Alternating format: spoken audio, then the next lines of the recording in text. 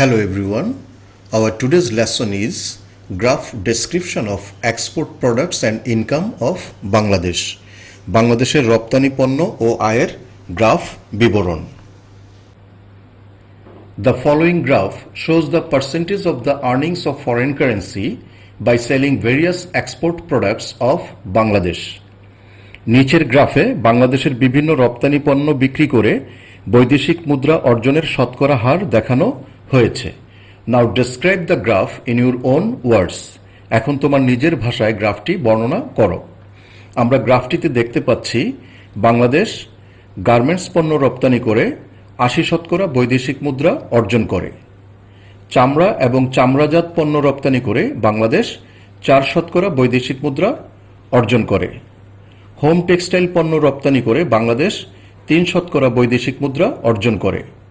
পাট এবং পাটজাত পণ্য রপ্তানি করে বাংলাদেশ ২% বৈদেশিক মুদ্রা অর্জন করে।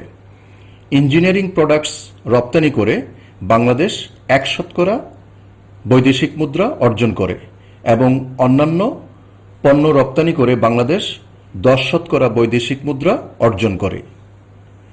The graph depicts the percentage of various export products from Bangladesh to overseas destinations during the fiscal year 2022-2023. গ্রাফটি 2022-2023 অর্থ বছরে বাংলাদেশ থেকে বিদেশি গন্তব্যে বিভিন্ন রপ্তানি পণ্যের শতাংশ চিত্রিত করে। The first column of the graph indicates the percentage of earnings from garments exports from Bangladesh to various destinations worldwide. গ্রাফের প্রথম কলামটি বিশ্বব্যাপী বিভিন্ন গন্তব্যে বাংলাদেশ থেকে পোশাক রপ্তানি থেকে আয়ের শতাংশ নির্দেশ করে। We can see from the graph that 80% of the total export revenue in fiscal year 2022-2023 was from apparel exports. আমরা গ্রাফ থেকে দেখতে পাচ্ছি যে 2022-2023 অর্থ বছরে মোট রপ্তানি আয়ের ৮০% ছিল পোশাক রপ্তানি থেকে।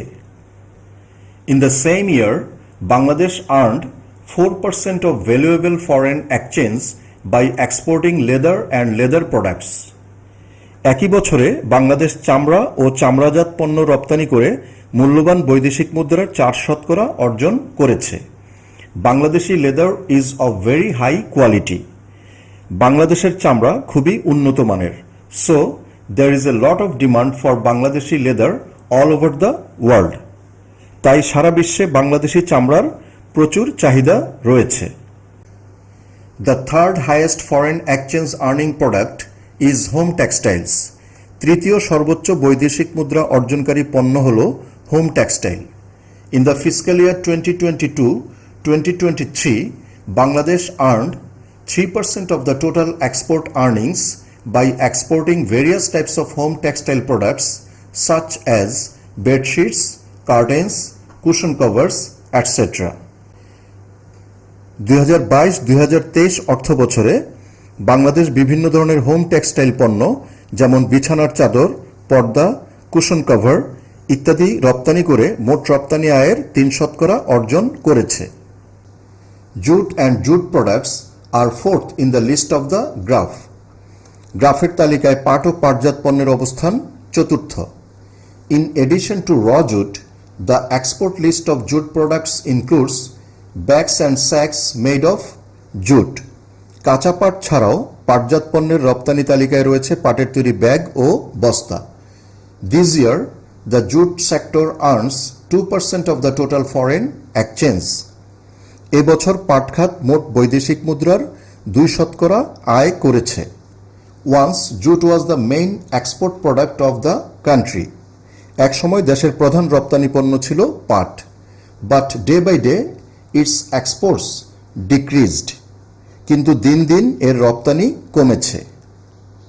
The fifth column of the graph indicates the percentage of earnings from the exports of various types of engineering products. গ্রাফের পঞ্চম কলামটি বিভিন্ন ধরনের প্রকৌশল পণ্য রপ্তানি থেকে আয়ের শতাংশ নির্দেশ করে।